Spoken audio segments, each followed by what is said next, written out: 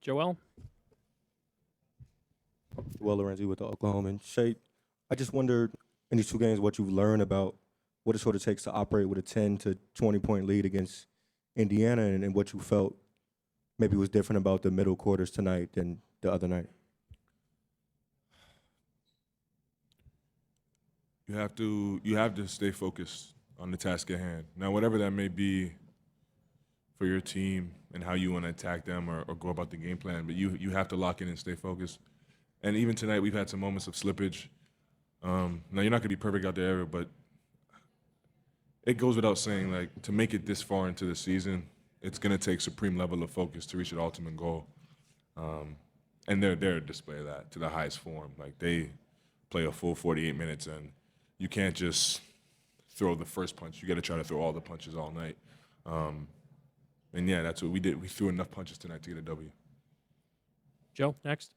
Joe Masato, the Oklahoman. Shai, what do you think of the minutes that Aaron Wiggins gave you guys off the bench and just his shot making in this one? Yeah, big time. He, it's impressive to me. Like, he's been exactly who he's been all year throughout the playoffs.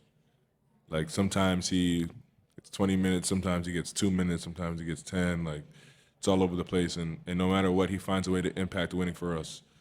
And you need it in the biggest moments. No one-man show can win you an NBA championship. And for him to rise to the occasion and just be who he's been in the biggest moment of his basketball career is it's pretty gutsy. Says a lot about the competitor and the man he is. So hats off to Wiggs.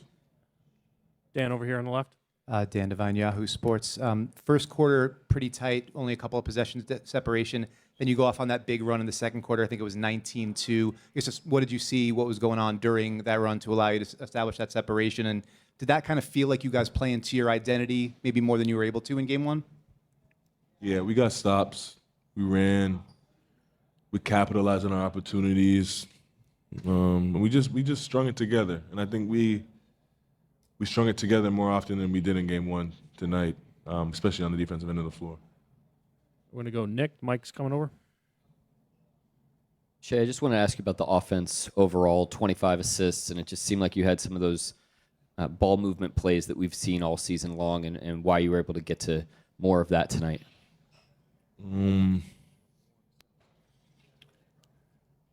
Every night me personally, you try to attack the defense, and you try to just, like, make the right play. You try to make them pay for what they throw at you, coverage-wise, scheme-wise. And I think tonight, myself for sure, did a better job of attacking it. But as a whole, we did a better job of attacking it. We were a little bit sticky last game, but you have games like that. It sucks to be on this stage and have games like that, but it is what it is. It's where we are, right? It's where our feet are, and all you can do is try to be better for the next one. And I've said that over the past couple of days, and I think we did a good job of that on both ends of the floor. Second row on your right. Shai, Guilherme Sacco from ESPN Brazil. Game one was loud, but today it was loudest. As a Brazilian, I think that it's the closest that you can have to a South American soccer crowd. How much of a factor does they play on your wing? Yeah, it helps a lot. It feels like throughout the whole playoffs, the crowd has found a way to get louder every game. I don't know how they do it. But yeah, it's special to be able to play in front of them. It honestly, like, it makes the road games a little bit easier because it feels like it's almost not as loud as it's been at home. So yeah, they're special, the best fans in the world. Fred over here on the left. Fred Katz from The Athletic. Shai, getting back to the offense, it seemed like you guys really made an effort to kind of get into your sets earlier in the clock and get into that pacing more. How much of a sticking point was that for you? And if so, how helpful was that in just kind of being able to run the offense how you guys normally do? I'm